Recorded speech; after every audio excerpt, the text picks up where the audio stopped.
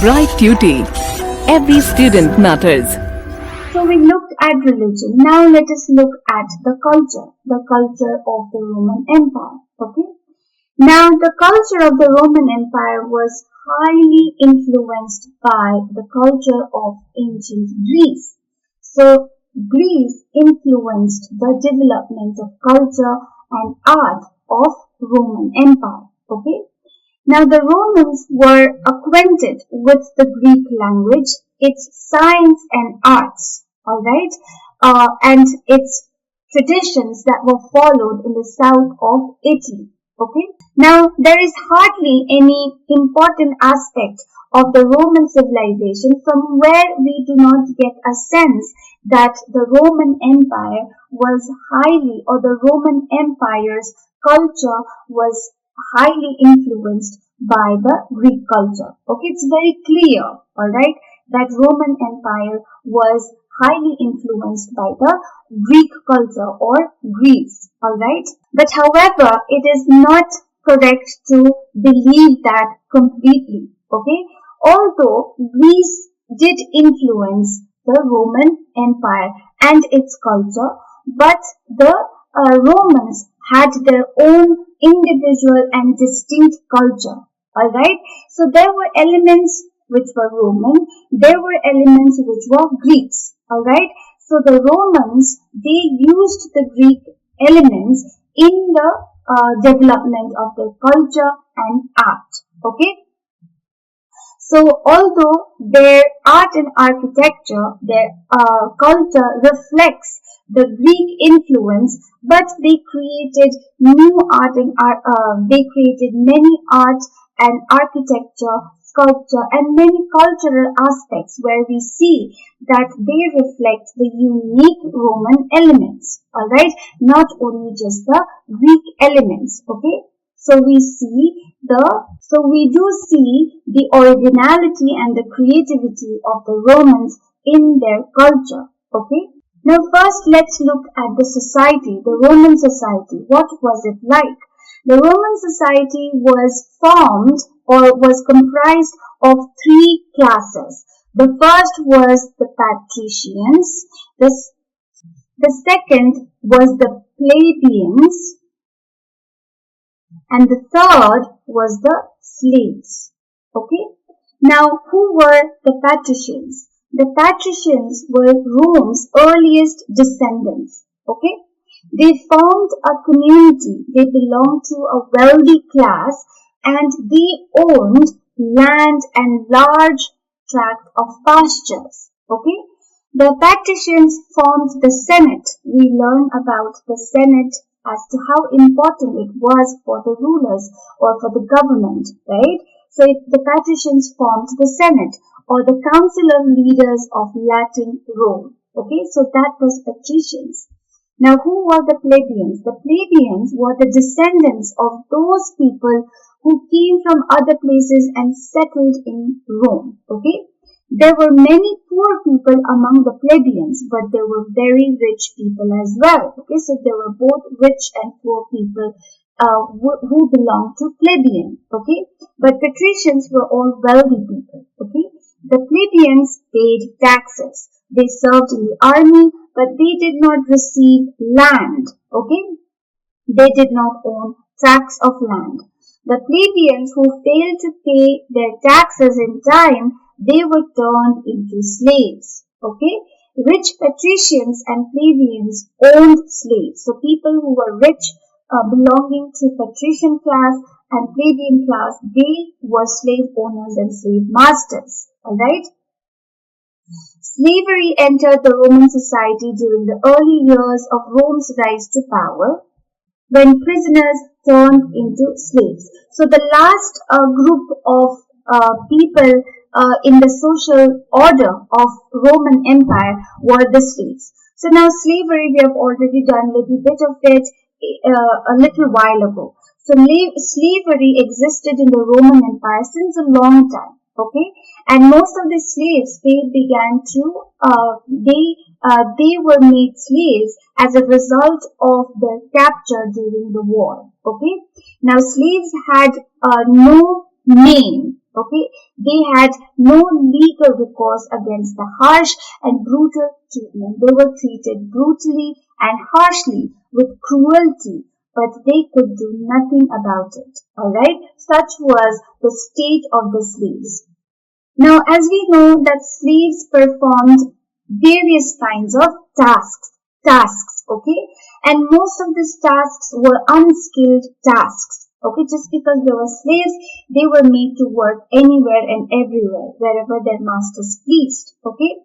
Now, it has been estimated that the slaves in Roman Empire comprised of about 50% of the entire population of Rome. So you can see or you can imagine the population or the proportion, the percentage of slaves just in Rome. Okay, it was half of the total population. Okay.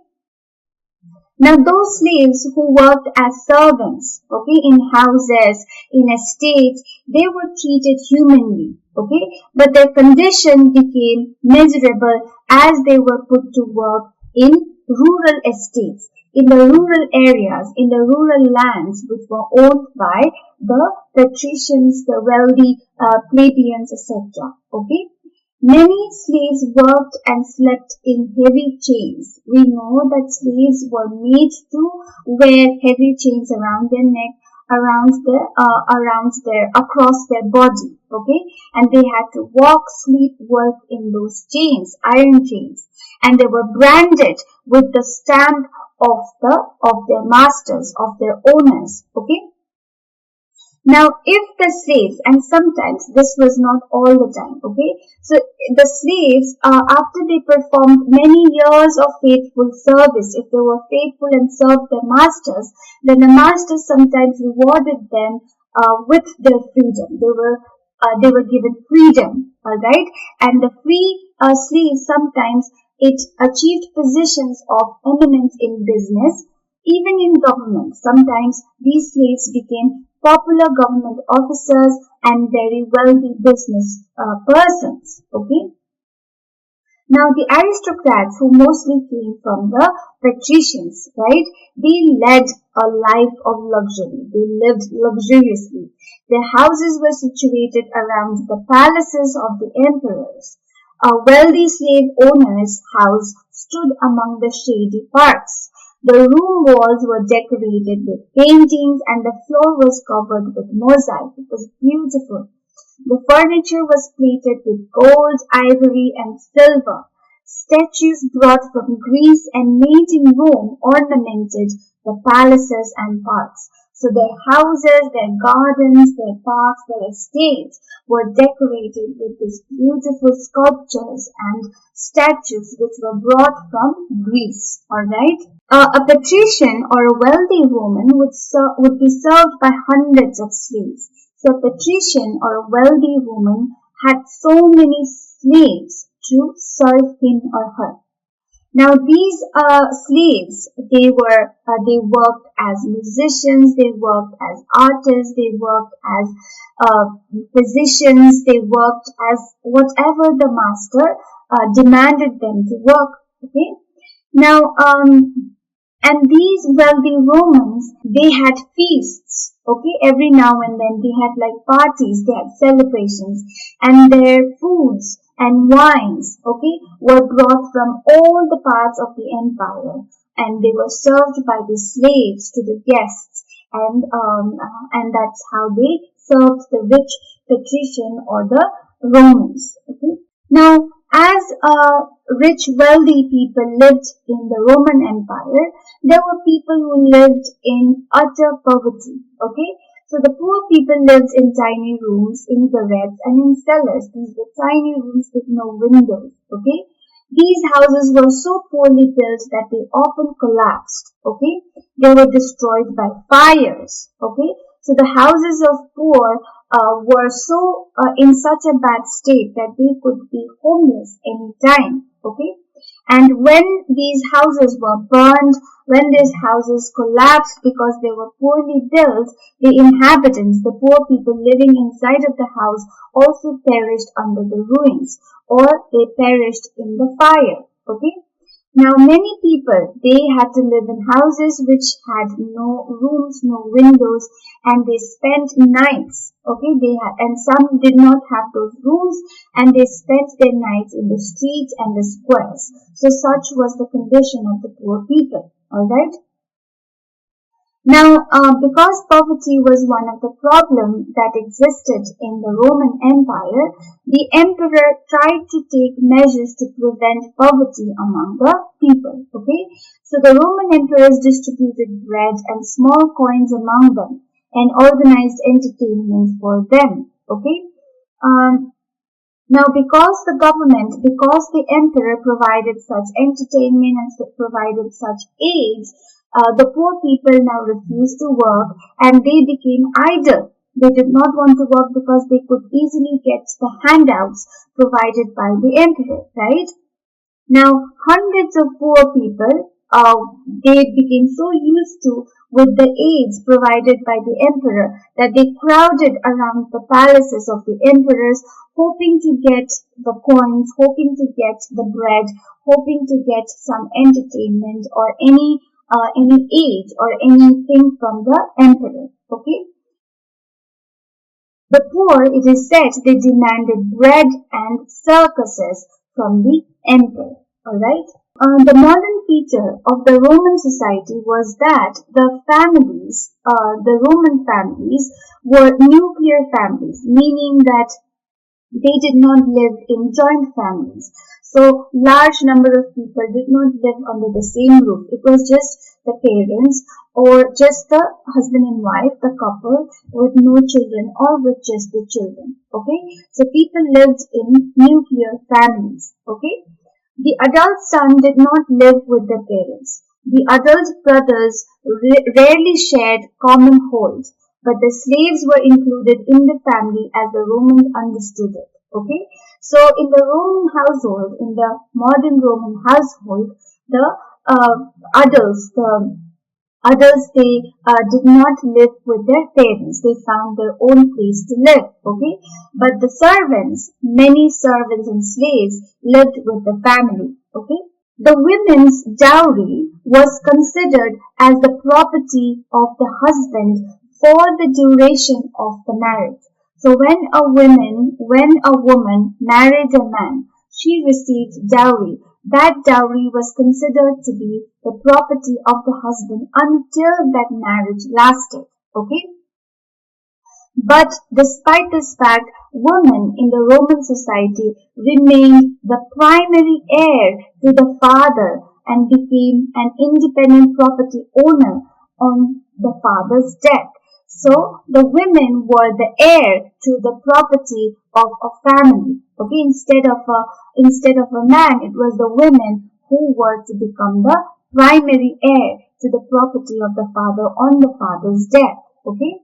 Thus Roman women enjoyed sufficient legal rights. Okay, they could own and manage their own property. Okay, and divorce among the couples were not very hard. They were relatively easy. Okay, the men married in their later 20s, in their late 20s and early 30s.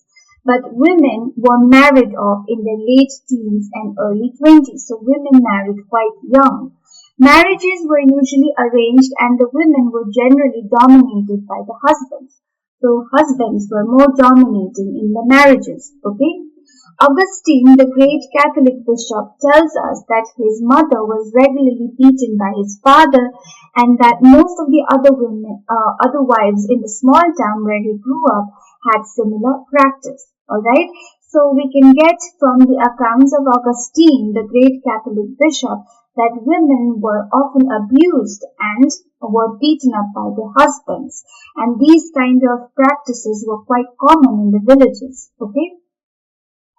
Our fathers had much control over the children. It was the father who had much authority and control over the children, sometimes to a very large extent. Okay, that father was in charge of the life or death of his children. Alright? So if the father was very angry and very angry, then the father could also leave his child or children in the cold to die. So such was the treatment of the father towards his children. Alright? Now, the rate of literacy in different parts of the Roman Empire, it varied. In some parts, people were educated, people could read and write. In other parts, it wasn't that good. All right. So in Pompeii, one of the cities, one of the very popular cities of the Roman Empire, in that city, the rate of literacy was quite good. Okay, casual literacy, people could read and write, and there are evidences to prove this. Okay, so when we look at the city walls at Pompeii, if we look at them, then we see the main streets in the city, they have advertisements, they have inscriptions, letters inscribed on them, they have graffiti, and these kind of inscriptions, graffitis and advertisement can be seen around the city wall. Okay, so that shows that people in Pompeii could read and write.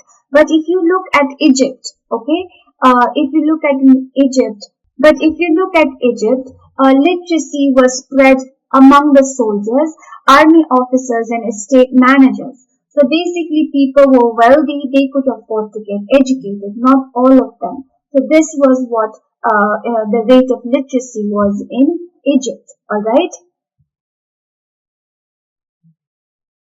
Now it was the same thing with religion as well. Okay, so diversity of religion it varied amongst the people living across the empire. Okay, many different languages were spoken in different parts of the empire. Not just one language was spoken across the empire, but there were different languages that were being used by the people to speak to one another. Okay, and such diversity also existed in the style of dress and clothing, the foods that people ate, the forms of social organization, okay, even the patterns of settlement were very diverse among the people living in different corners of the empire. Aramaic group of languages was spoken in the Near East, okay, in the Near East part of the empire.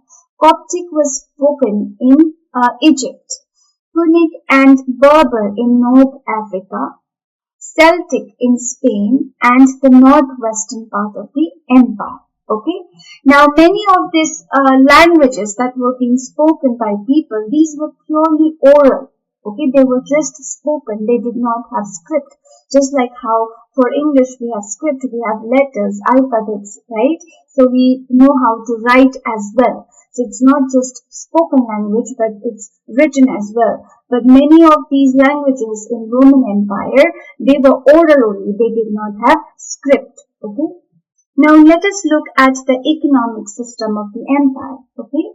Now the Roman Empire had harbors, mines, quarries, brickyards, and olive oil factories. Okay, these were important factories of the Roman Empire. The empire imported or brought from outside or foreign countries substances like things like wheat, wine, and olive oil in huge quantities, and they came from Spain, France, North Africa, Egypt, and Italy. Okay, the Spanish olive oil was of better quality. Okay, and they were brought at lower prices. All right. So, better quality at lower prices of olive oil came from Spain. All right. So, the Spanish production of olive oil was captured by the Roman Empire. Okay, so that they have control over the production and also the import of the oil. All right. The Roman Empire had many regions which were very fertile, many areas which were quite fertile and good for cultivation. Okay, so some of the areas are like Campania in Italy, Sicily, the Fayum in Egypt, Galilee, Tunisia, southern Gaul, and southern Spain were some of the densely populated area because these were very fertile areas. Okay, so most of the people lived in those areas. On the other hand, there were large parts of the empire which were economically backward. So there were both. There were areas which were economically very good, prosperous, but there were others which were economically quite backward. Okay? So for instance, in the countryside of Namibia, modern day Algeria, there were pastoral and nomadic communities which basically moved. They did not settle at one place. They moved from one place to another, and they depended on animal husbandry, taking care of animals, domestic animals, mostly. Alright, so these people were nomads. Alright, and they were pastoral communities. They were often on the move, carrying their oval-shaped huts with them. Even in Spain, the north was much less advanced. Okay. Now, these pastoral and nomadic communities were quite backward. Alright. Now, even in Spain, the northern part was quite less advanced. But we must remember that despite the people being backward, economically less advanced, but they were quite advanced in some of the technologies that they used. Okay, so they were well advanced in water-powered milling technology. They used hydraulic mining technique in Spanish gold and silver mines. They also had well-organized commercial and banking networks, and they used money quite widely. Okay, so despite the backwardness and less advancement in technological development and economy, but still there were some aspects of the economy which demonstrated that they used quite good techniques and they had good network of commercial and economic development. All right.